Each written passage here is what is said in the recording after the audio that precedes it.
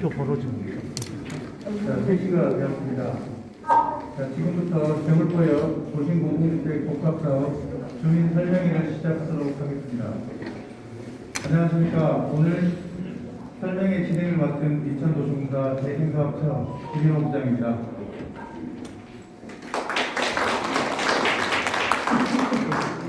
먼저 바쁘신 와중에도 불구하고 설명회에 참석해 주신 주민들과 중앙기관 관계자 여러분께 깊은 감사를 드립니다. 저희들은 보다 많은 주민들을 모시고 설명회를 진행하고자 하였으나 코로나 감염자가 급증하고 주민들 감염 우려가 있어 제한된 인원만 모시고 온라인으로 주민 설명회를 개최하게 된 점에 대해 주민들의 양해를 부탁드립니다. 또한 본 설명회는 유튜브로 생방송으로 진행됨을 알려드립니다. 금일 설명회는 3부로 나눠서 진행할 예정인데요. 1부는 재물포역 인원의 사업 계획안 및 향후 추진 계획 등을 설명을 하고 2부는 바로 이어서 사전에 주민들께서 궁금해하시는 내용을 선별하여서 우리 공사 직원들이 직접 설명하는 시간을 갖겠습니다. 마지막 3부는 주민들과 현장에 네, 주민 여러분 반갑습니다. 오늘 이렇게 귀한 시간을 내주시고 2차 주민 설명회에 참석해 주셔서 대단히 감사드립니다. 그리고 오늘 설명회 자리를 준비해 주신 인천시청 및 미추홀구청 관계자 여러분께도 감사 인사를 드립니다. 저는 인천도시공사에서 역세권 보도록 하겠습니다. 본 설명회는 비법정 사항으로 도심복합사업에 대한 주민의 이해를 높이기 위해 마련한 자리입니다. 또한 본 자료에서 제시된 내용은 향후 관계기관 협의, 심의, 인허가 과정 등을 통해 변경될 수 있음을 알려드립니다. 다음.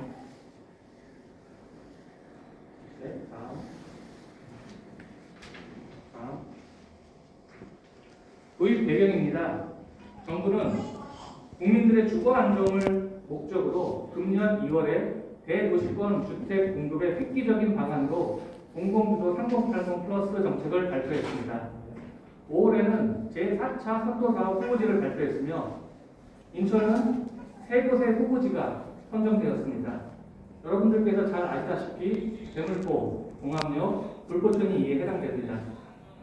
그리고 사업 추진에 근간을 마련하기 위해서 특별법과 각종 시행령, 관련 법령 등을 9월 21일 시행을 했습니다. 다음.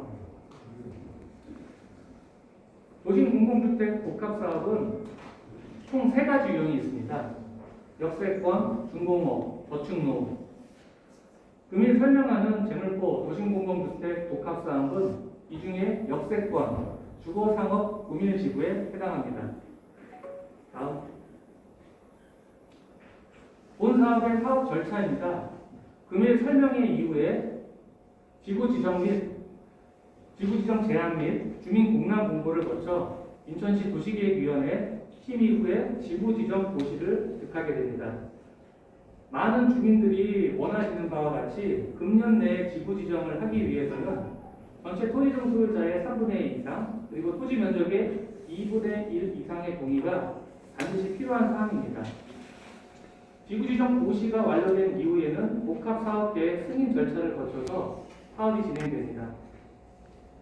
주민 여러분들의 원활한 협조가 있을 경우 예상되는 시점은 2024년에 착공을 해서 2027년 준공을 예상하고 있습니다. 다음. 대상지 개요입니다. 미추홀구 도화동 94-1번지 1원이고 면적은 99,000제곱미터입니다. 현재 용도는 제2종 일반 주거지역입니다. 다음. 네, 주요 추진경이고요. 이거는 앞서 설명으로 가능하도록 하겠습니다. 다음. 도시관리계획 분석에 대한 내용입니다. 사업 대상지는 보시는 바와 같이 전 구역이 제2종 일반 주거지역으로 결정되어 있습니다. 다음. 구역 내 대부분은 사유지이며 90제곱미터에서 200제곱미터 규모가 전체의 48%로 가장 많이 분포되어 있는 것을 알 수 있습니다. 다음. 건축물 현황을 보았을 때 단독주택이 약 70%, 그리고 20년 이상 노후주택이 90%로 분포되어 있습니다. 다음. 사업계획안입니다. 용도지역 변경 결정안입니다. 원활한 사업 추진을 위해서 현재 제2종 일반 주거지역으로 되어 있는 용도지역을 준주거지역으로 상향시키고자 합니다. 다음. 이에 따라 용적률은 제2종 일반 주거지역 법정 상한 용적률이 250%인데 비하여 저희는 용적률 420%로 계획을 했습니다. 당초 정부가 발표한 후보지 400%보다 약 20%가 조금 더 상향된 계획입니다. 주택 공급 규모는 총 3,410호로 저희가 검토를 했으며 토지 등 소유자를 포함해서 공공 분양이 2,540호, 공동임대 510호, 그리고 공공자가 360호로 구성되어 있습니다. 주택 공급 계획입니다. 전용 면적 기준으로 총 4가지 타입으로 저희가 검토를 했습니다. 46제곱미터 510호, 약 15%에 해당됩니다. 59제곱미터 860호, 25%, 그리고 74와 84, 동일한 규모로 1020호, 약 30%, 이렇게 총 3,410호를 공급할 계획입니다. 다음은 이제 가장 주민들이 궁금해하시는 사업성 부분에 대해서 설명드리도록 하겠습니다. 사업성 분석 결과를 봤을 때 이 민간 주도의 자력 개발과 공공 주도의 도심 복합 사업을 비교했습니다. 민간 주도의 자력 개발의 경우에는 용도 지역을 제3종 일반 주거 지역으로 변경하는 것을 가정했습니다.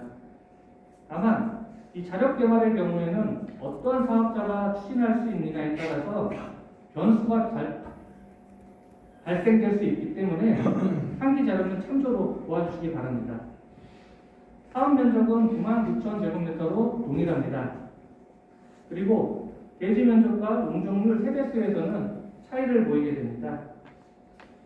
토지 등 소유자 분담금 총액은 자력개발에서 905억, 도심공공 222억으로 도심공공이 약 683억 절감이 가능한 것으로 검토됐고, 이에 따라 평균 분담금은 자력개발이 1억 3천만원, 도심공공이 3천만원으로 1인당 약 평균 1억 원의 평균 부담 금액이 절감 가능한 것으로 검토되었습니다. 다음은 분양가격 추정에 대한 내용입니다. 여러분들도 아시다시피 도심공공주택 사업은 분양가 상한제 적용 대상입니다. 분양가 상한 가격은 3가지 요소로 구성이 됩니다. 첫 번째 택지비, 두 번째 건축비, 그리고 택지비와 건축비의 가산 비용으로 구분이 됩니다. 결론적으로 저희가 검토를 했을 때 일반 분양 가격의 평균 가격은 평당 약 1,330만 원으로 추정되었으며, 이를 타입별로 환산을 하게 되면 59제곱미터가 3억 5천만 원, 74제곱미터가 4억 2천만 원, 84제곱미터가 4억 7천만 원으로 추정했습니다. 그리고 토지 등 소유자의 분양 가격은 일반 분양 가격의 90%로 할인하는 부분으로 검토를 했습니다. 이를 환산하게 되면 약 1,200만 원이 되겠습니다. 그래서 이를 타입별로 다시 적용을 하게 되면 59제곱미터가 3억 1천만 원, 74제곱미터 3억 7천만 원, 84제곱미터는 4억 2천만 원 수준입니다. 토지 등 소유자의 추정 분담금을 검토해 봤습니다. 토지 등 소유자 분양 가격에서 종전자산 추정액을 빼게 되면은 그 토지 등 소유자의 추정 분담금이 산정됩니다. 저희가 유형은 단독주택과 집합주택으로 구분을 해서 검토를 했습니다. 단독주택 같은 경우는 저희가 평균을 내봤을 때 대지 면적 150m 정도가 평균으로 검토가 됐습니다. 약 45평에 해당되고요. 이를 종전자산으로 환산을 하게 되면은 약 4억 2천만 원 가량이 됩니다. 그래서 이 평균 50평을 가지고 계신 분이 전용면적 59제곱미터를 선택을 하게 된다면 약 1억 원의 환급을 받게 됩니다. 그리고 74제곱미터를 선택을 하게 될 경우에는 4,400만 원을 환급받게 되고 84제곱미터를 선택했을 때는 약 400만 원을 분담을 하는 규모입니다. 그리고 집합주택과 같은 경우는 전용면적 60제곱미터 약 18평 규모가 됐고요. 종전자산 가격은 약 1억 2천만 원으로 추정됐습니다. 이분이 59제곱미터를 분양을 받는다면 약 1억 9,500만 원을 분담해야 되고 74 같은 경우는 2억 5천만 원, 84제곱미터는 약 3억 원을 분담하는 규모입니다. 여러분들의 이해를 돕기 위해서 주변 지역 거래 시세를 저희가 조사를 했습니다. 국토교통부에서 발표한 부동산 실거래 가격이고요. 더샵 인천 스카이타워 1단지 74제곱미터의 경우 6억 원, 84제곱미터의 경우에는 6억 3천만 원의 거래가 됐습니다. 그리고 2단지의 경우 74제곱미터는 7억 3천만 원, 84제곱미터는 6억 3천만 원의 거래된 사례를 알 수가 있습니다. 다음은 향후 계획입니다. 금일 2차 설명회를 마친 후에 저희가 17일 날 지구지정 제안을 인천시에 제출할 계획입니다. 이후 주민 공람 공고 및 주민 동의서 진구 절차를 거쳐서 만약에 주민 동의서가 3분의 2 이상이 거쳐진다는 가정하에 22일 날 도시계획위원회 심의를 거쳐서 금년 내에 지구지정 확정 고시를 할 수가 있습니다.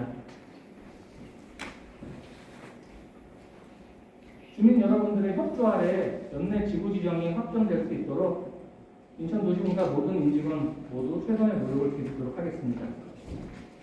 다음은 참고자료로 토지정 소유자 추가 수익률 산정 방법에 대한 내용입니다.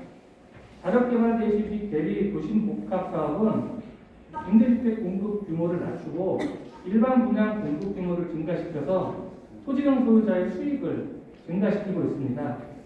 이를 통해서 토지정 소유자는 주변 시세보다 보다 저렴하게 주택을 공급받을 수 있게 됩니다. 그리고 또 많은 분들이 또 궁금해하시는데 도심 복합 사업에서 공급하는 공공자가주택은 크게 두 가지 유형으로 공급합니다. 이익 공유형과 지분 적립형입니다. 맨 위에 보이는 일반 주택 같은 경우 토지정 소유자가 만약에 공급 시점에 3억 원에 공급받았다고 가정하고 일정 시간이 경과된 후에 부동산 가치가 상승해서 매도 시점에 5억 원 규모가 됐다면 5억에 그냥 바로 매도할 수 있을 것입니다. 이익 공유형과 같은 경우는 이 분양가 대비 80% 이하로 저렴하게 공급 가격이 정해지고 또한 공공과 지분을 공유하게 됩니다. 그래서 추후 매도할 경우 지분별로 손익을 공유하게 됩니다. 단 5년간 거주 의무 기간이 주어지고 주택 처분 시에는 반드시 공공주택 사업자에게만 판매해야 됩니다. 지분 적립형과 같은 경우에는 공급가는 동일하지만은 공공과 지분을 공유하고 20년 또는 30년 동안 지분을 갚아나가는 구조로 설계가 되어 있습니다. 단, 이 10년간 소유하게 되기 때문에 전매가 제한이 되고 5년간은 거주 의무 기간이 주어지게 됩니다. 이상으로 일부에 대한 사업 내용은 설명을 마치고 이어서 저희가 준비하고 있는 질의응답에 대한 내용을 설명드리도록 하겠습니다. 질의응답은 세 가지 부분으로 저희가 구성을 했습니다. 사업 관련된 부분, 보상 관련된 부분, 공급과 관련된 부분으로 나누어서 각 사업의 담당자가 설명을 드리도록 하겠습니다. 우선 사업 관련된 부분은 제가 설명을 드리도록 하겠습니다. 민간 재개발 규제를 완화하지 않고 공공주도를 활성화하는 이유가 무엇인가? 민간 재개발의 경우에는 개발 이익 사유화에 대한 우려가 있어서 과감한 규제 협파가 어렵습니다. 공공 주도의 경우 개발 이익이 공공에 귀속되기 때문에 용적률 상향, 기부 체납 완화, 토지 등 소유자의 초과 수익 보장, 특수상황 소유자 보호, 생활 SOC 공급으로 개발 이익을 공적으로 활용할 수가 있습니다. 두 번째, 주민협의체는 언제, 어떻게 구성되며 역할은 무엇인지. 주민공란 공고 후에 토지동 소유자 권원으로 이루어진 주민협의체가 구성이 됩니다. 주민협의체를 대표하는 주민대표회의는 토지동 소유자 과반수 동의를 얻어 선출된 대표자 5인에서 25인까지로 구성되고 지자체의 승인을 지켜야 됩니다. 주민협의체의 역할은 시공자 및 감정평가법인을 추천하고 시공사 입찰 기준, 추가 부담금 납부 방안 등과 관련된 사업의 중요 결정 절차를 사업 시행자에게 의견을 제시할 수 있습니다. 다음, 사업 기간을 어떻게 획기적으로 단축할 수 있는가? 본 사업은 관리처분 방식이 아닙니다. 관리처분 방식에서 필요로 하는 조합 총회 등의 절차가 존재하지 않습니다. 또한 통합 심의를 통해서 인허가 기간을 단축할 수가 있습니다. 네 번째입니다. 공공기관 브랜드가 아닌 유명 건설사 브랜드를 붙일 수가 있는지. 가능합니다. 건설사 선정 권한은 주민들에게 있고 건설사 브랜드를 사용할 수가 있습니다. 아래 보이는 안양 레미안 메가트리아나 한성역 자이 푸르지오와 같이 공공사업에도 유명 브랜드 건설사가 들어온 사례가 다수 있고 저희도 본 사업을 주민들이 원하시는 유명 건설사의 브랜드를 달 수 있도록 조치하겠습니다. 다음. 네, 이 부분도 가장 많이 궁금해하시는 부분 중에 하나입니다. 주민동의서를 재진구해야 되는 사유가 무엇이냐? 주민동의 절차 관련해서 향후 발생할 수 있는 법적 분쟁을 사전에 차단하기 위해서 주민동의서는 전부 재진구할 예정입니다. 여섯 번째, 대형 평수 전용 면적 84제곱미터 초과 공급이 가능하냐? 가능합니다. 단, 토지동 소유자가 원할 경우에 가능합니다. 일반 분양분은 전용 면적 84제곱미터 이하로 공급됩니다. 추후에 사업이 진행되게 될 때 토지동 소유자를 대상으로 해서 수요조사를 진행을 하게 됩니다. 이 수요조사를 결과를 바탕으로 해서 제가 아까 설명드린 비율하고는 또 전혀 다른 비율이 나올 수도 있습니다. 다음은 보상과 관련된 Q&A를 진행하도록 하겠습니다.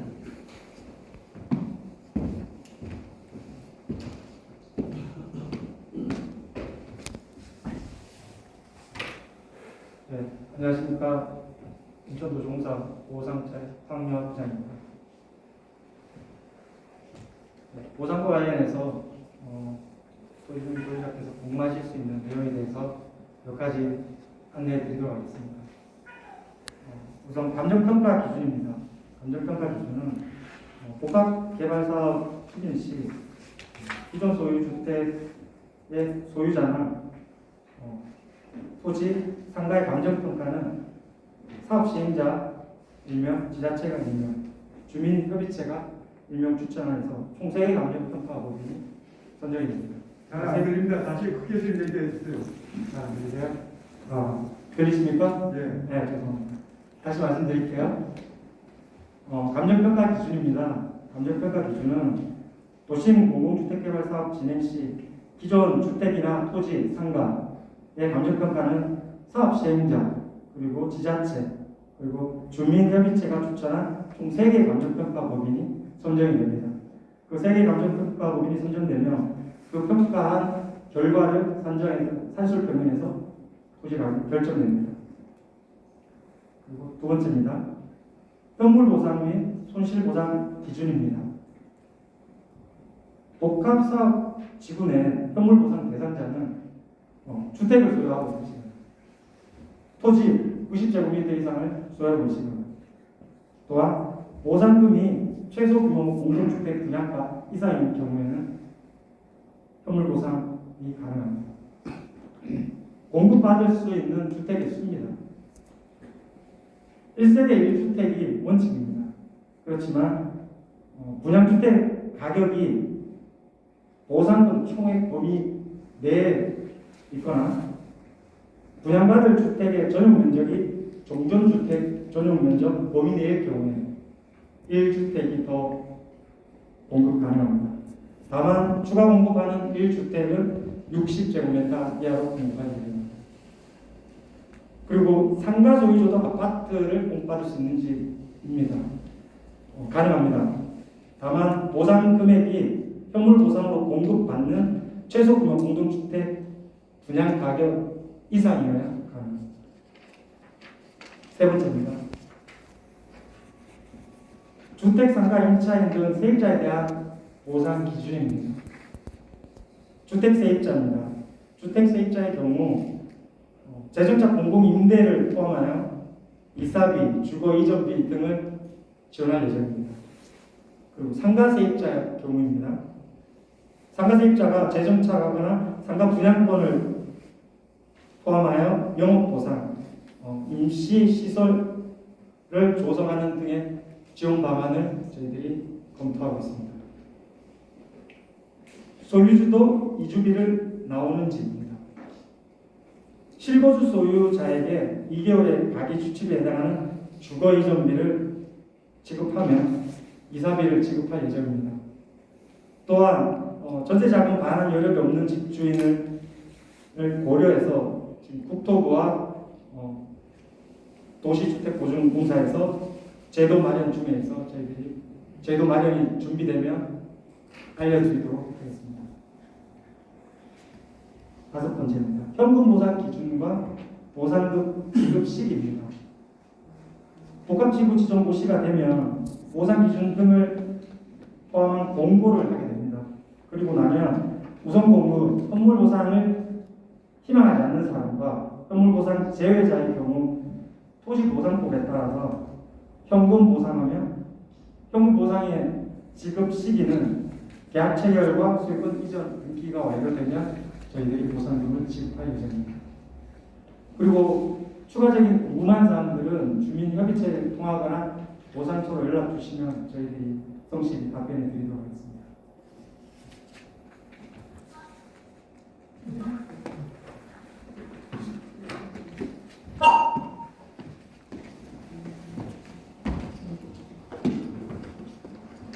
안녕하십니까. 저 판매사업체에 근무하는 고성관 부장이라고 합니다. 공급 관련 질의에 관련해서 저희가 준비한 내용을 말씀드리도록 하겠습니다. 누구라고요? 판매사업체 고성관 부장입니다. 들리십니까? 좀 크게 좀 해주세요. 잘 안 들리네요. 네. 첫 번째, 이사 대책 이전 부모가 사망하고 그 이후 상속을 받은 경우에 우선 좀 크게 하세요. 안 들려.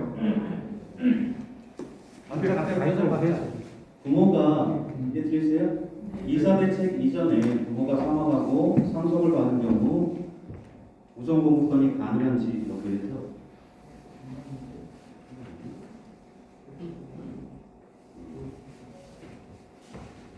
주택 우선 공급 1+1 주택이 가능한지를 여쭤보셨는데요. 가능합니다. 지구내 1세대 1주택을 공급을 원칙으로 하는데 보상금 총액의 범위 또는 주거 전용 면적 범위 내에서 2주택을 허용합니다. 그 중에 하나의 주택은 전용 면적 60제곱미터 이하의 소형 주택으로 제공이 됩니다. 근린생활시설 소유자에게는 상가와 아파트 중 어느 것을 분양받을 수 있나? 종전자산 가격 범위 내에서 아파트와 상가 둘 다 분양받을 수 있습니다. 다만 종전자산 가격이 많지 않을 경우에는 토지 등 소유자가 원하는 아파트나 상가 둘 중에 하나를 분양받을 수 있습니다.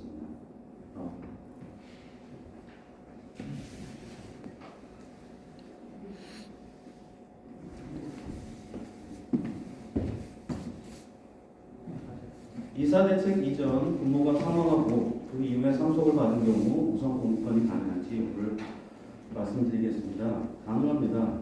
상속이나 이혼의 경우를 제외하고 모든 권리 변동은 제한되지만 상속이나 이혼의 경우에 한해서는 우선 공급권이 가능하고요. 그리고 아래 단에 같은 취지의 질문인데 부부간의 증여의 경우 우선 공급권이 가능한지 여부에 대해서는 상속과 이혼을 제외하고 나머지 권리 변동을 수반하는 경우에는 우선 공급 대상이 아닙니다. 그다음에 소형 상가 및 상가 지분 소유자가 받을 수 있는 우선 공급은 무엇인지, 상가 등 비주택 소유자에게는 상가에 대한 우선 공급권이 주어집니다. 경우에 따라서 비주택 소유자도 우선 공급 주택을 받는 것이 가능한데, 이 경우에는 보상금 총액이 우선 공급 주택 가격보다 많은 경우에만 가능합니다. 동호수 배정은 일단 토지등 소유자 우선 배정 후 일반 분양할 예정이고요.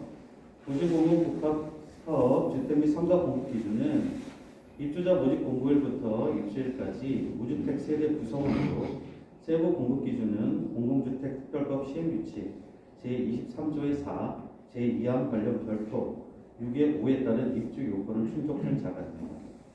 무허가 건축물을 소유하고 있는 경우 주택을 분양받을 수 있는지에 대해서는 1989년 1월 24일 당시 무허가 건축물임이 입증이 되면 주택을 분양받을 수 있습니다.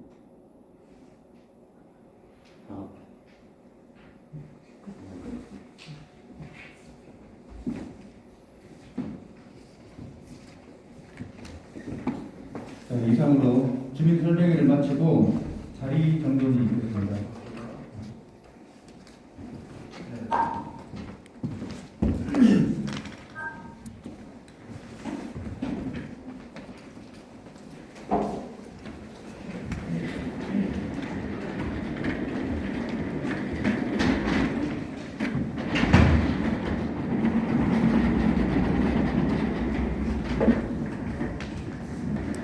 사진에서는 온라인으로 해서 일단 30분 정도 해서 다 끝이 났는데요.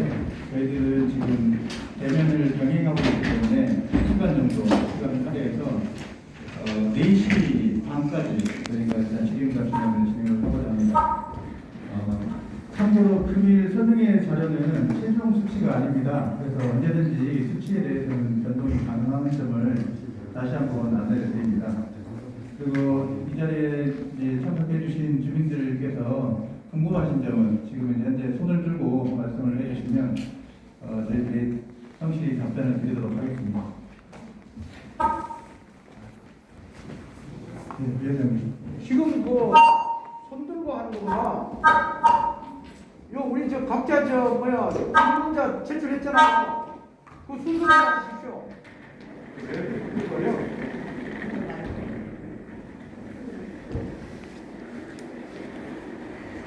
자, 그러면 그 비대위 쪽에서 5가지 질문을 주셨잖아요. 예. 그러면 별도의 질문 없이 그 질문에 대해서 저희가 답변을 드리면 되겠습니다.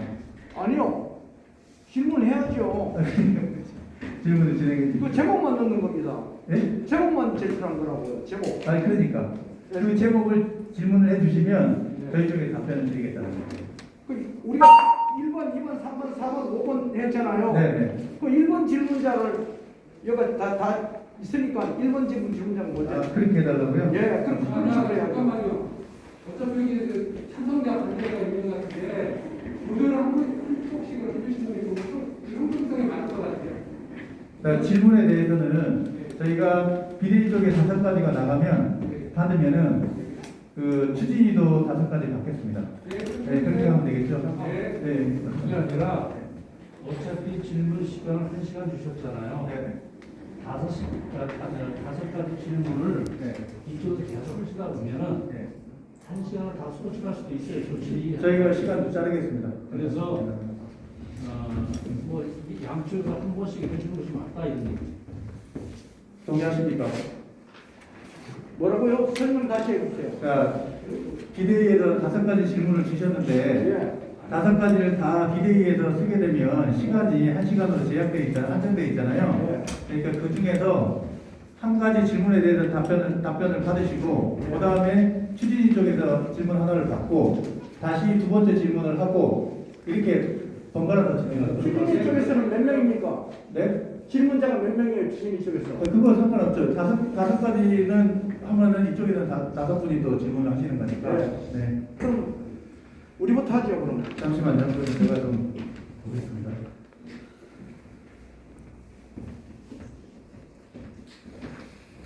한 가지를 아침에 주셨어요. 네, 그래서 이제 그 말씀을 자, 1번이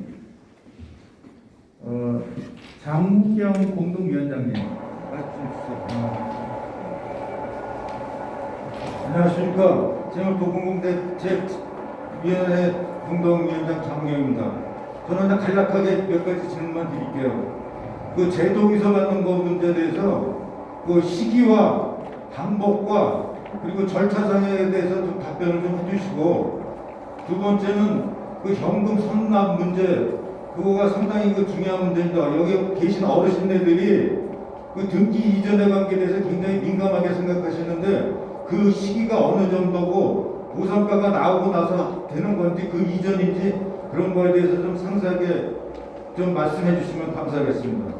그리고 이 상가 문제는 저희가 처음 거론하는 건데, 사실은 거의 지금 모든 사항이 주택 위주로 돼 있는데, 저희 같은 경우는 차후에 이제 분양할 상가의 일반 분양가는 얼마인가 이런 것도 좀 궁금하고, 사업진의 상가 소유자는 일반 분양 시 몇 프로까지 할인해서 줄 수 있는가. 지금까지는 거의 이제 주택 위주로 모든 게 제시되는 바람에, 그리고 저희가 이제 조사한 바에 의하면 도시개발공사가 분양 중인 10.2구역이나 송림초등학교만 하더라도 상가 분양가가 1층에 거의 한 4천만 원 정도에 분양이 되고 있습니다. 과연 그 정도의 분양가를 제시하면은 상가를 소유한 사람들이 다시 거기 입주할 수가 있는지, 그것도 전용면적 기준으로 상가를 분양 가격이 정해진 거기 때문에 거기에 대해서도 좀 답변을 좀 해주시면 되겠습니다. 그리고 2년에 달해서 이 공사 기간 동안 이 상가는 또 주택과와 달라서 저희 같은 경우는 상업에 종사하는 부분이고 주택은 주거의 개념으로 봐야 되기 때문에 그런 부분에 대해서 어떤 대책을 강구해 주실 수가 있는지 그거에 대한 질문드립니다. 이상입니다. 위원장님, 질문을 그렇게 너무 많이 해버리면 저희가 답변하기가 곤란해요. 아니, 그러니까 그러면은 저기 그 상가하고 나중에 그 분양 관계 그거만 얘기해 주세요. 상가 분양에 대한 부분. 분양 가격 같은 거 어느 정도 내정된 가격이 있을 거 아니에요. 4천만 원이 못 들어가지. 20평이면 8억인데.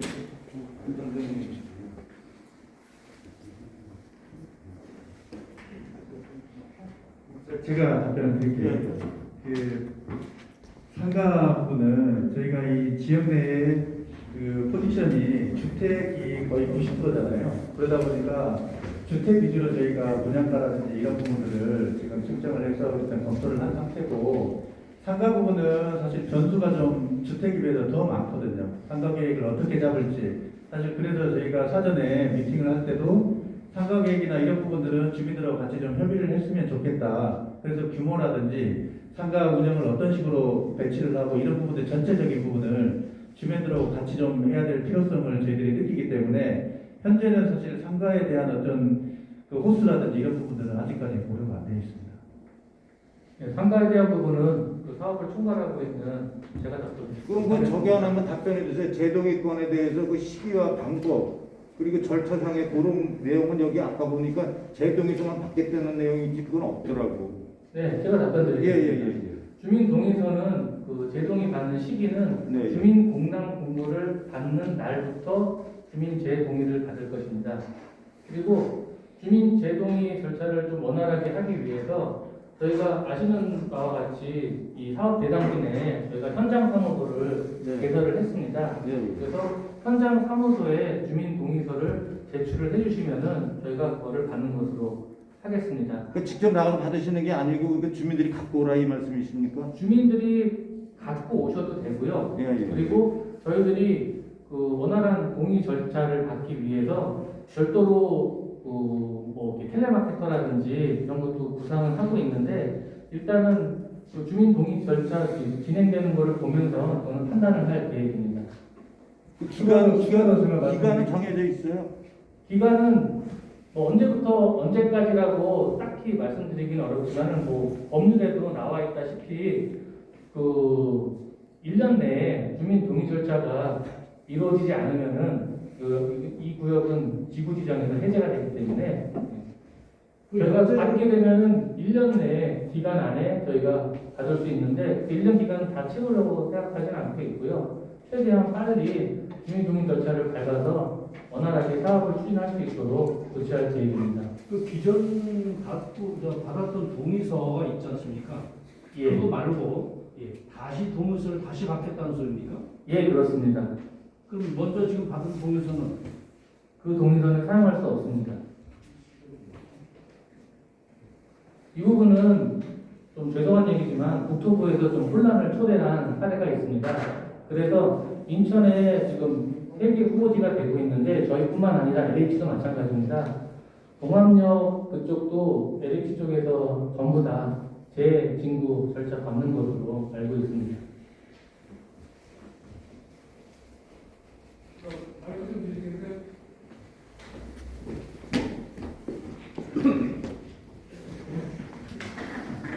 일단 한 개씩 하시죠. 그럼 형평성에 맞지는 않잖아요. 하나씩 저는 일단 하나만 하지만 그걸 형평 시간이나 이런 걸 잘 분배를 해주시라 이 말입니다.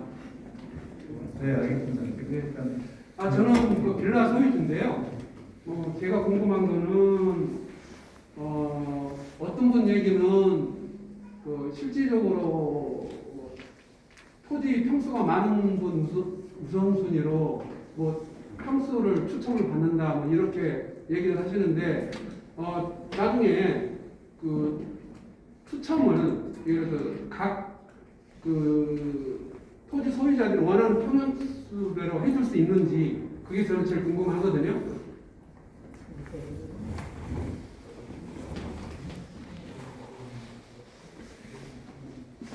원하는 평수를 받을 수 있는지가 궁금해요. 원하는 평수. 네. 원하는 평수는 토지동 소유자가 지금 선택을 설명한 사람이 하시는 거죠. 누구예요? 저희가 저기 뭐- 홍보는 김동무죠. 예.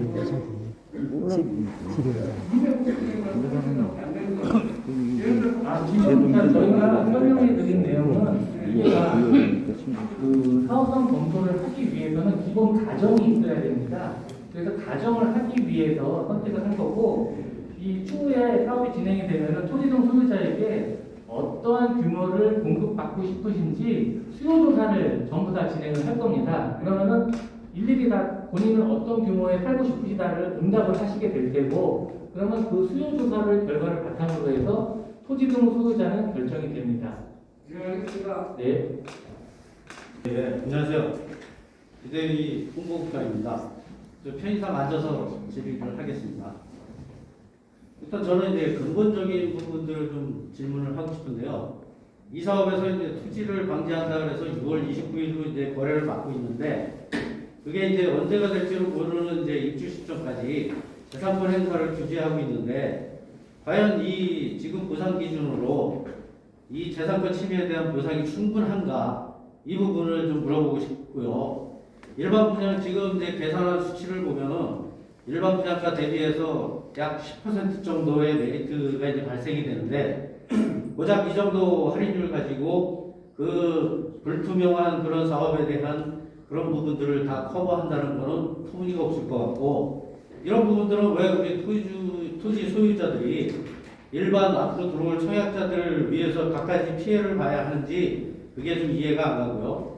그리고 이제 주민이익을 설명하면서 이제 할인율 그 이나 그거를 이제 시세 차익을 얘기를 하는데 이거는 이제 일반인 공급가에서 조합원 공급가를 뺀 금액인데 근데 이제 일반적으로 이제 개발을 하게 되면 보통 프리미엄이라는 것이 붙게 됩니다.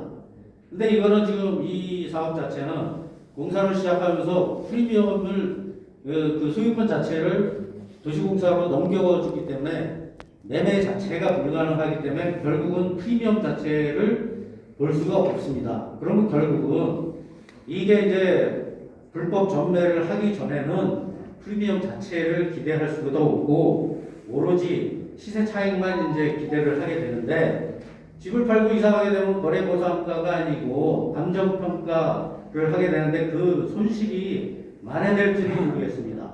결국은 이제 시세 차익 비율이 너무 작다는 얘기죠. 그래서 최소한 30에서 40% 이상 일반 분양가 차이가 나야 이게 좀 만회가 되지 않을까. 왜냐하면 이 기간의 이익이라는 것도 생각을 해야 되기 때문에요.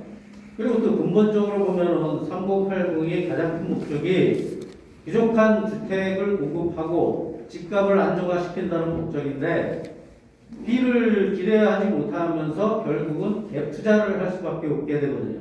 그럼 오히려 이게 정부에서 투기를 방기하는 것을 보이는데 이렇게 되면 결국 3080에서 원래 취지하고 모순이 발생이 된다는 거죠.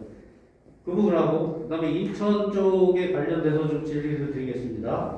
예, 근본적으로 이 사업 배경은 이제 서울에 있는 주택 부족이 문제인데 인천이 과연 그 주택 부족일까요?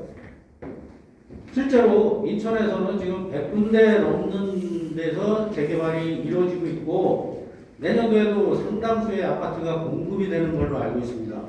우리 동네 인근에도 여의구역, 도화4구역, 숭이4구역, 금창구역 이런 데서 이제 재개발이 이루어지고 있고 특히 인근에 있는 그 동양화 부지 같은 경우에는 CTOCL이 내년부터 순차적으로 2025년까지 13,000가구를 공급한다고 되어 있습니다. 잠깐만요. 죄송한데요. 지금 질문을 하셔야 되는데 지금 설명을 하고 지금 계시거든요. 질문이에요. 그래서 이제 잠깐만요. 인천시에서 이제 그런 잠깐만요. 부분을 기대 쪽에 지금 질문을 하는데 아까 말씀하셨잖아요. 1대1로 똑같은 이 비율로 참석을 하셨기 때문에 질문 부분은 간략하게 좀 해주십시오. 지금 질문이 보니까 몇 가지 이미 처음에 나왔단 말이에요. 근데 또 진행을 하게 되면 그러니까 이제 쪽으로 해야 처음부터는 되니까.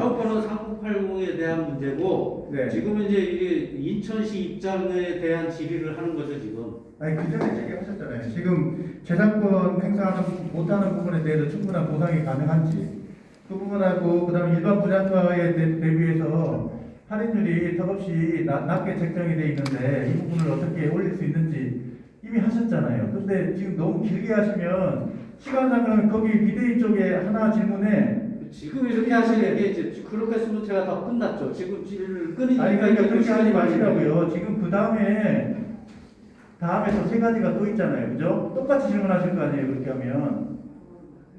그러니까 일단은 그러면은 네. 요거까지만 제가 질의를 드릴게요. 그래서는 지금 이렇게 많은 가구 수를 이제 세대 수를 해서 지금 계획이 돼 있는데 거의 이제 9월도까지 18,000세대까지 하면 얼마입니까? 그 과연 이 사업이 단시일 내에 끝나는 것도 아니고 최소한 4, 5년 걸릴 텐데 그 이후의 상황이 어떻게 될지 모르는 거 아닙니까? 근데 이게 사업이 될 수 있겠냐 하는 그러지 거죠. 마시고요. 먼저 질문 두 가지 했잖아요. 그럼 질문 두 가지에 답변만 하세요. 그럼 되잖아요. 예. 그러니까 이 입장은 그렇습니다. 예. 한 시간 다 가지. 그러니까 질문을 충분히 드리려고 하는데요. 한 분이 여러 개를 하게 되면 답변하기도 곤란하고 듣기도 불편해요. 그러니까 잘라서 해주세요. 잘라서. 하지 말라는 이야기가 아니라 5개가 아니라 추후에 넘으면 10개도 할 수 있는 거예요. 시간은 한정돼 있는데 길게 답변. 근데 시간을 한정하면 어떡합니까? 질문하는 시간을 한정시키고. 지역에 아무것도 지금도 시간이 가고 있어요. 그러니까 두 가지 질문을 해야 네네. 된다는 말이에요. 그 2가지 질문에 대해서 얘기를 해. 사업과 드리는 것까지. 아니 사람에 따라서 질문이 길어질 수도 있고 짧을 수도 있지. 그걸 어떻게 분명히 일률적으로 정말해 그래요. 그거를 조절하시라는 거예요. 답변해 주세요. 왜 타시에서 그 타업과 드리는 것까지 얘기를 해? 시간 가요. 빨리빨리 갑시다. 답변해 드리도록 하겠습니다. 처음 질의하신 내용은 재산권 행사 규제에 대해서 질문하셨는데요. 해당 사항은 저희들이 처음에 저희 Q&A에서 말씀드린 것과 같이 고급지구 지정부시가 되면 토지보상법에 따라서 세액압력평가 법인이 평가를 할 텐데요. 그 부분에 대해서 주민협의체에서 추천한 압력평가 법인과 인천시에서 추천한 압력평가 법인 그리고 사업시행자가 추천한 압력평가 법인이 말씀드린 그 재산권 행자에 대해서 정당한 평가가 이루어지도록 지금 취지가 그 취지가 아닙니다. 네. 재산권 침해를 받고 있는 현 상황에 대해서 어떤 대책이 있나를 여쭤본 거예요. 일반 재개발 같은 경우에는 관리처분 이전까지는 내가 얼마든지 매매를 할 수가 있지 않습니까? 그렇죠? 네. 근데 공익사업 같은 경우에는 재산권이 제한되어 있는 이 부분에 대해서 설명을 듣고자 하는 겁니다.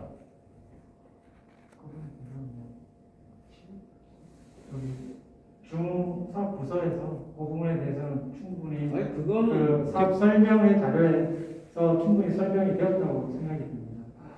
아니 무슨 그게 설명이 됩니까? 지금 물어본 게 그러니까 보상 담당자 아니세요? 보상 담당자 아니세요? 네, 맞습니다. 그러니까 소유권 이전 자체가 지금 매매 자체가 안 되지 않습니까? 현 상황이. 네, 그러면은 예를 들어서 지금 급해서 난 매매를 해야 돼. 네, 매매가 안 되잖아요. 현금청 들어오는 사람은 매매를 하는 사람은 현금 정산을 받고 아파트 입주권을 못 받고 들어오는 거지 않습니까? 네. 예, 거기에 대한 재산권 침해에 대한 부분은 어떻게 생각을 하시냐는 그 부분을 여쭤본 거예요. 그 말씀하신 그 재산권 침해에 대해서는 저희들이 동일한 말씀드리면 저희들이 말씀드리지만 그 평가로서 그 평가 금액이 결정된 부분이기 때문에 그 저희들이 평가가 반영이 안 그 되잖아요. 부분을 반영을 어떻게 할지에 대한 부분은 관련 법에서 법인에서 정하는 아, 지금 나왔지 않습니까? 지금 시세 10%밖에 인정을 안 해준다고. 자료 아마 가능할 수 있을 것 같습니다. 잠깐만요. 제가 일단 답변을 드리고 다음 질문으로 넘어가겠습니다. 지금 그 재산권 침해 부분이 만약에 침해를 받는다고 하면 그 현금 보상을 받으시면 돼요. 지금 주민들 입장에서 현금 보상을 받는 분들도 계시는데 그 현금 보상가를 실거래가에 맞춰달라고 지금 계속해서 요구를 하시는 부분이 있으시잖아요. 그런 부분들에 대해서 일단은 저희가 보상가가 책정이 되면 최대한 거기에 맞추려고 저희들도 노력은 할 예정인데요. 그렇게 급하고 꼭 팔아야 되고 내 재산권이 침해가 될 우려가 있다고 하면 현금 보상을 받으시면 됩니다. 네, 다음 질문을 진행하시죠.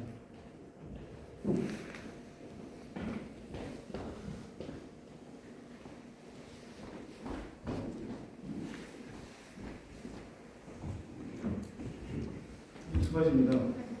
이사 대책 이후에 부모님 돌아가셔가지고 자녀가 상속을 받았는데 특별 보호 대상자가 되나 아니냐 그 부분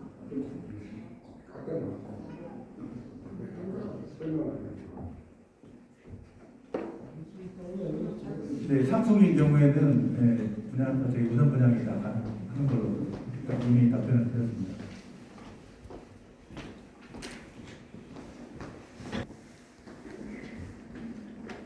마이크. 추가 질문 가능합니까? 일단 짧게 끝나고 시간이 남으면 추가 질문은 남은 시간 내에는 얼마든지 가능합니다. 짧게 좀 해주세요. 저는 지금 호소를 하는 게 반이고 물어보는 게 반입니다. 이해하십시오. 상가 대책 및 보상에 관한 질문입니다. 수고하십니다. 저는 도화동의 상가를 소유한 김상헌입니다. 오늘 저는 저희 상가 소유자들의 바라는 바를 명확히 전달하고 그에 따른 공사 측의 해결 대책을 확실히 듣고자 하는 목적으로 이 자리에 섰습니다. 이곳 재물포 지역은 재개발 촉진 지구 지정과 지구 해제를 거치며 표준지 공시 지가가 더블 역세권임에도 불구하고 아직도 타 지역 역세권에 비해 형편없이 낮은 실정입니다. 그러나 실제로 실거래 가격은 공시 지가와는 엄청 차이가 나는 가격으로 거래가 되고 있습니다. 실제로 90-5 같은 경우는 평당 토지 플러스 건축물 포함 3,300 전후의 매수자가 수차례 제기가 있었고 95-3 같은 경우 평당 3,200만 원의 수차 매수 의사 제기 단계에 후보지 지정이 되었고 도화 오거리 쪽 병원 건물은 실제로 3천만 원이 넘는 가격에 거래가 되었습니다. 우리 상가의 경우는 주거 문제를 넘어 생존의 문제입니다. 이곳에서 사업을 하거나 임대료를 받아서 생활을 하고 있는데 수용이 된다면 당장 생계에 대한 심각한 처지에 놓이게 됩니다. 실거래가 보상을 받는다 해도 이곳은 장기간 보유한 분들이 대부분이기 때문에 양도 차익이 높아 양도소득세는 총 보상가액의 24% 이상을 납부해야 합니다. 사업자 측의 보상정책 여하에 따라 절반 이상의 손실을 볼 수도 있습니다. 따라서 주택 소유주분들은 물론이겠고 우리 상가 소유자들은 어떠한 일이 있어도 현실 보상 이상의 보상 없이는 한 발짝도 물러설 수가 없습니다. 최소 양도소득세를 납부하고 다른 곳에 갔어도 현재 가치의 물건을 건물 구입할 수 있는 수준이 되어야만 현재의 생활을 이어갈 수 있다는 것입니다. 그리하여 이 지역의 표준지 공시지가가 실거래가와의 갭이 너무 큰 바 그 갭을 보정해 줄 수 있는 보정치가 최소 2.8배는 조정한 상태에서 감정평가를 해야만이 근사치에 가까울 수 있으므로 꼭 우리 상가들을 밀어내고 개발을 해야 된다면 반드시 해결해 주어야 할 선결 문제이고 우리 상가 생활자들은 현재대로 존치되지 않는 한 어떠한 일이 있어도 물러설 수 없는 마지노선이라는 것을 선언합니다. 공사 측에서 볼 때 우리가 몇 명 안 되는 소수라고 봐서 평가하겠지만 이런 대책 없이 막무가내로 밀어붙일 경우 현재 30% 이상의 개발 반대 주민들과 함께 이 나쁜 개발의 문제점을 지속적으로 알리고 투쟁에 나설 것입니다. 종전에 사전 동의서를 쉽게 받을 수 있었던 것에 재동의 받는 데 자신감을 가지고 있겠지만 지금은 그때와는 다르다는 것을 말씀드리며 상가에 대한 대책을 명확히 제시해 주시기 바랍니다. 참고로 비대위에서 지금 30분 중에 20분 이상을 쓰더라고요. 저희가 아니 그러면 질문을 왜 해요? 네? 양반이 질문하는데 왜 자꾸 끼어들어? 다 동네 사람이에요. 위원장님 소리 낮추세요. 저희가 시간 배분을 하겠습니다. 자, 잠시만요. 자, 말씀 다 하셨죠? 예. 네. 우선 실거래가의 갭이 너무 큰 바 그 갭을 보정해 줄 수 있는 보정치가 최소 2.8배는 조정한 상태에서 감정평가를 해야만이 근사치에 가까워질 수 자, 있다는 위원장님. 얘기 답변해 주세요. 네, 저희가 누차 말씀을 드렸지만 지금 이 자리에서 숫자가 나오기는 힘들어요. 지금 한참 뒤에 1년 이상 뒤에 책정이 돼야 될 보상가를 지금 이야기를 해달라고 하면 여기 계신 분들도 다 궁금해하죠. 그 숫자는. 근데 지금 나올 수 없는 부분이니까 그거는 후에 차차 저희들하고 이야기를 좀 나누시죠. 그러면 네. 우리 동네가 공시지가가 턱없이 지금 저평가되어 있는데 감정평가를 어떻게 하려고 합니까? 아니 감정평가 아직 진행 안 했잖아요. 그걸 천명에서 물어봤잖아요. 지난 6월 17일 날도 내가 자, 저희가 설명회 때 그 감정평가를 할 때 주민들 1명, 지자체 1명, 공사 1명에서 3명의 감정평가사를 선정을 해서 진행을 한다고 말씀을 드렸잖아요. 지금 감정평가도 진행이 안 되는데 그 가격을 저희가 그리고 자꾸 그 왜 공시지가만 이야기를 하세요. 저희가 감정평가를 할 때 공시지가만 가지고 안 한다고 이야기를 말씀을 두자 드렸잖아요. 저희가 표현을 할 때는 공시지가의 몇 프로 이렇게 이야기를 하지만 감정평가를 공시지가만 가지고 하나요? 감정평가사를 3명 추대하게 돼 있죠. 네. 2명은 도시공사에서 하죠. 아니요, 1명. 1명. 네. 그럼 우리 주민평가사는 1명. 1명. 지자체가 한 명 합니까? 네네. 그러니까 우리 그거는 주민평가사는요. 그 주민 추대받은 평가사가 하는 말이 도시공사의 밥을 계속 먹어야 되기 때문에 주민 편에 서서 평가를 할 수 없다 그런 말을 했어요. 그런 거는 없습니다. 그 평가사가 이상한 감평가니까요. 그런 평가사는 없고요. 저희들 전혀 손 안 댈 거예요. 거기. 전혀 그거는 말도 안 되는 소리입니다. 자, 앞으로 공정하게 해주시죠. 네, 알겠습니다. 다음 질문입니다. 네. 답변이 없는데 답변. 아까 2.8 얘기를 했잖아요. 답변을 해주셔야 될 거 아니에요. 답변 아까 드렸잖아요. 지금 숫자가 나올 수 없다고. 아니, 그게 무슨 답변이에요? 거기를 얘기를 해줘야지. 아니 그게 뒤에 지금 이야기를 드렸잖아요. 1년 이상 한참 이후에 나와야 될 숫자를 지금 내놓으라고 하면 저희가 어떻게 그거를 내놓습니까? 지금은 저희가 이 정부에서 정책 발표 이후에 주민들하고 저희가 사업 시행자가 처음으로 사실은 설명을 드리는 자리예요. 그러면 이제 처음 지금 만나서 저 뒤에 나오고 결과까지 다 확정을 지으라는 이야기하고 똑같다고 저희는 생각이 들거든요. 그 부분은 조금만 좀 양해를 좀 해주십시오. 그럼 추후 논의하겠다는 겁니까? 네. 약속해 주세요. 네. 자, 말씀하십시오. 네. 주민협의회에서 말씀드리겠습니다. 저는 고문 이병무라고 합니다. 아까 설명에서 숫자는 나올 수가 없다 이렇게 말씀을 주셨는데 사실은 11월 10일 지금부터 5일 전에 부천 원무교에서 3080 5차 지정에서 설명됐던 그 내용을 저희가 좀 인용을 해가지고 저희들하고 비교를 좀 해볼까 이렇게 합니다. 이것이 질문입니다. 부천 원민은 2만 평 대지고 우리는 3만 평 대지입니다. 우리가 10,000평 더 큽니다. 또 토지주 소유자는 부천은 866 소유주인데 우리는 839, 오히려 우리가 30세대가 더 적은 상태입니다. 또 공급 면에서 볼 때 부천 원민은 1678세대인데 우리는 아까 발표해서 3110세대입니다. 약 공급 면에서는 배가 됩니다. 그러면은 토지도 크고 또 공급 면도 약 배가 되고 또 토지주 소유자는 오히려 적다 할 것 같으면은 원미에 비해서 우리가 사업성이 훨씬 좋다고 볼 수가 있겠죠. 그런데 그쪽에서 나온 수치를 볼 것 같으면은 토지 공시지가의 1.92배를 주겠다. 또한 건물 대비해서 2.32배를 주겠다. 이렇게 수치가 나와 있습니다. 그러면 우리가 원미로 볼 때 사업성 자체가 원뚝 좋은데 토지나 건물에 대해서 그 이상 줘야 되지 않겠느냐. 예를 들어서 1.9이라면 우리는 2 이상을 줘야 될 거고 또 건물은 2.3인 이상이면 우리는 2.5배는 줘야 되지 않겠냐. 이렇게 수치가 나와 있는데 이 점에 대해서 좀 답변을 좀 해주시기 바랍니다.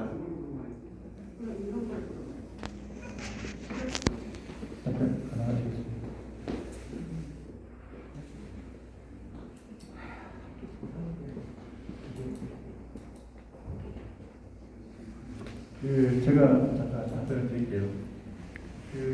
부천에서 2.31배로 이렇게 지금 아마 유튜브 방송으로 나갔을 거예요.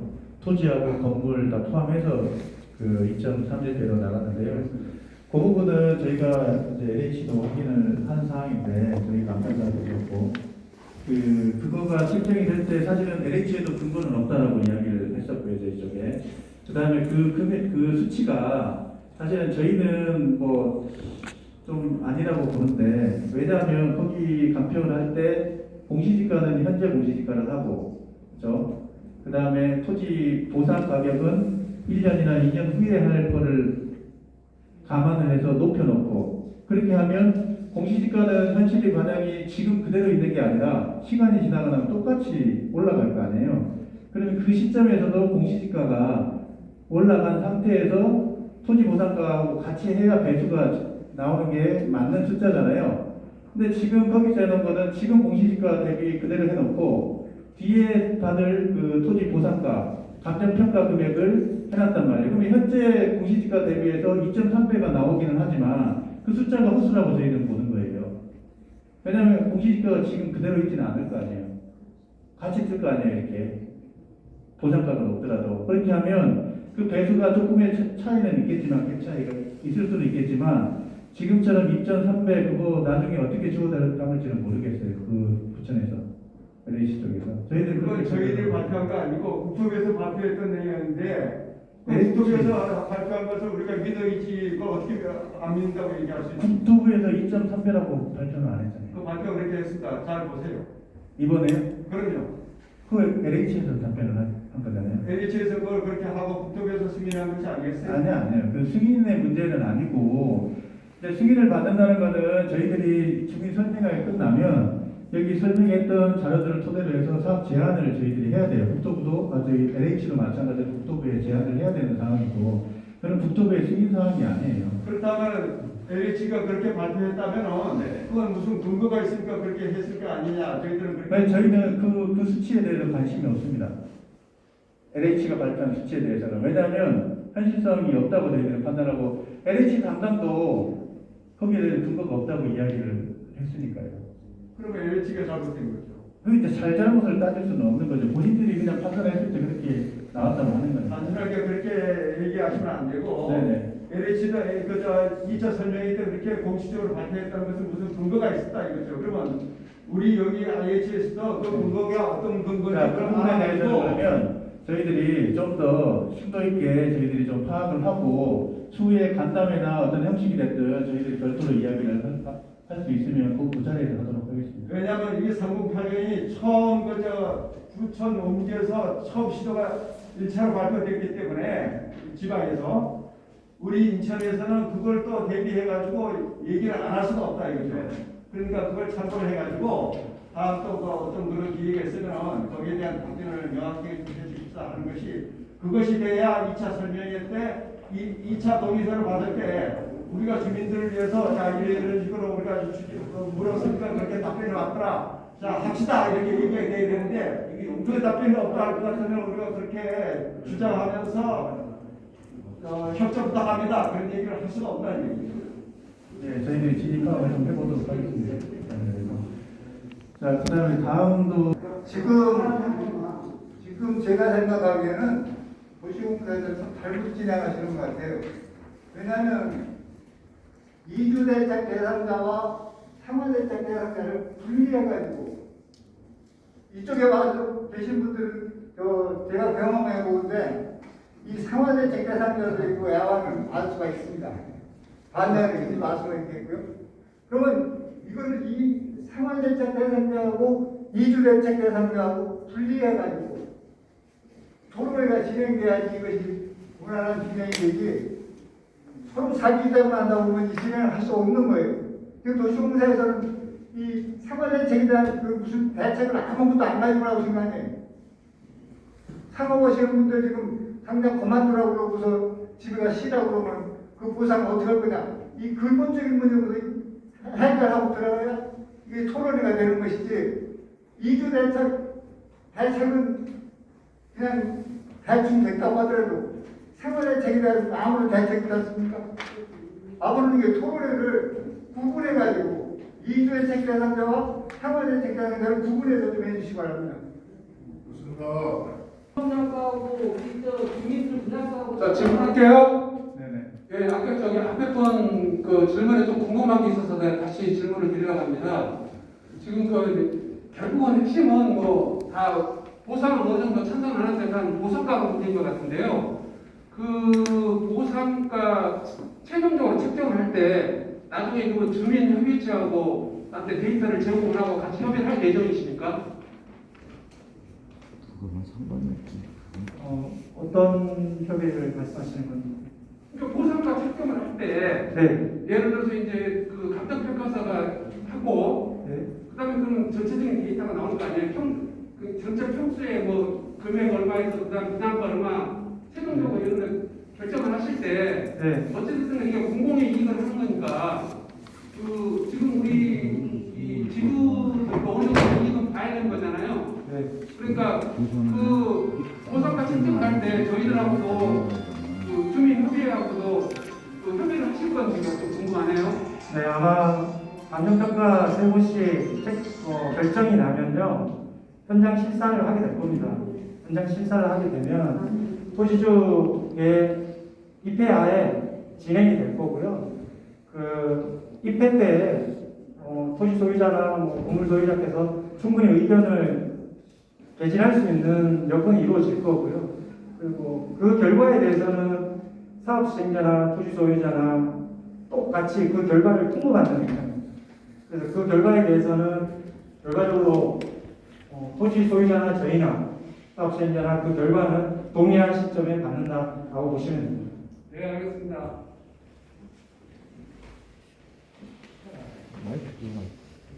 질문. 여기 질문 좀 하려고 그래. 네, 비대위 쪽 공성모 짧게 좀 해주세요. 네. 수고가 많으십니다. 저 92회 4 소유를 하고 있는 한상인이라고 합니다. 저는 이런 설명회를 처음 지금 현장에 와서 직접 보고 듣고 있는데요.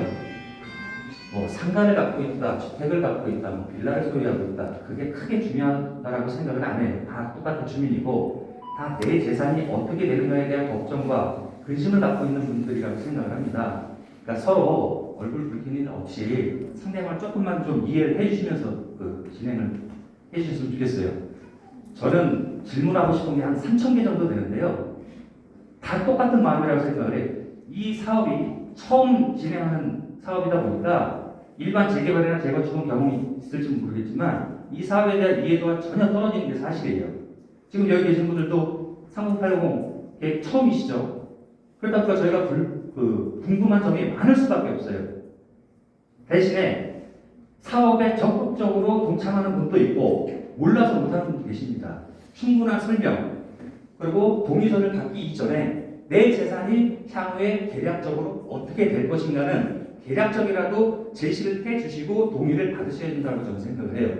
저 지금까지 어떠한 설명도 들은 적이 없고 동의서에 대해서 어떤 동의 증거 방법도 저는 들은 적이 없어요. 동네 부동산에서 연락이 와서 이런 사업을 하고 있는데 좋습니다. 이거밖에 없었어요. 자, 저도 개발에 대해서 적극 동참합니다. 하지만 나한테 주어지는 게 뭐가 더 좋은 건지, 이 사업을 해서 나한테 뭐가 더 좋을지, 어떤 부분을 제시를 받고 동의를 해야 되는데 동의할 수 있는 근거 기준이 없었어요. 자, 주민 설명이라고 하면, 자, 당신은 비라를 갖고 있으면 향후에 이 정도가 될 것입니다. 자, 상가를 갖고 있으면 대충 이 정도는 될 것입니다. 그리고 소유권은 이렇게 이전이 되고 향후에 이렇게 다시 재분배가 될 것입니다라는 것을 충분히 설명을 하고 나서 동의를 받아야 된다고 생각합니다. 그리고 가급적이면 서로의 어떤 인신 공격을 최대한 좀 자제를 해주셨으면 좋겠습니다. 제가 말씀드리고 싶은 것은 동의 이전에 충분한 설명 후에 동의서 징구를 해주셨으면 하는 그렇습니다. 말씀을 부탁드립니다.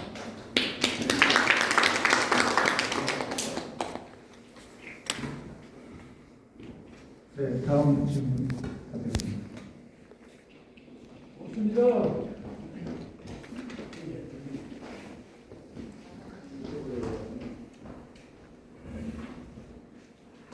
우리 비대위에 순서대로 꼭 한분 남았는데 네, 두분 남았어요. 두 분. 문현부영 윤현숙입니다. 두 분 남았다고요. 제가 질문 드리겠습니다. 3080 이 사업은 저희들만 하는 게 아니라 미리 선도구역이 있었어요. 중산이나 원미나 많은 선도구의 사례를 저희가 봤을 때 원주민하고 일반 분양가 차이가 통상적으로 15% 차이가 났어요. 근데 오늘 발표하신 거 보니까 사실 10% 차이더라고요. 저희들이 기대했던 그 수치로서는 저희는 약하게 생각을 하거든요. 근데 아까 보면은 그 종전 자산 평가 금액이 올라가면은 15%도 맞춰줄 수 있다고 얘기 들은 것 같은데 혹시 가능한지 여부하고요. 또 하나는 저희가 원주민 그 이주 대책에서 계약금에서 중도금 없이 잔금으로 가능한지 하고 이주 대책 시 다주택자들도 대출이 가능한지 여부 보고 싶습니다. 네, 답변 가능하시겠습니까? 시원시원하게 답변 좀 하시지. 답변을 전혀 못 하시네. 네? 대안이 없으니까. 아까 그 세 번째가 뭐였죠? 세 번째가. 세 번째가. 세 번째는 그 원주민들이 대출할 적에 원주민들이 아파트를 다시 들어오잖아요. 요즘에 대출 기대가 상당히 심해요. 중도금 문제. 네, 중도금 없이 계약금과 잔금으로 가능한지 여부하고 이주민 대출 시 다주택자들 대출 기대가 있어서 안 되거든요. 그 부분에 대해서 해결을 해줄 수 있는지.